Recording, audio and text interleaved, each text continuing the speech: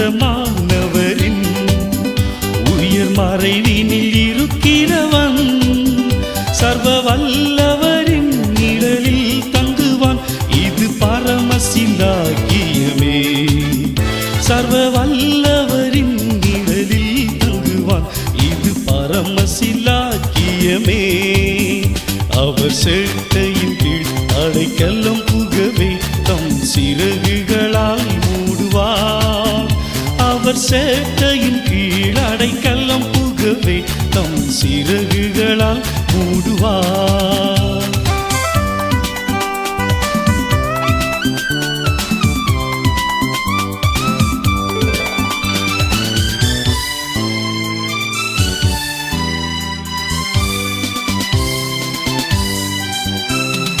தேவனின் அடைக்கலம்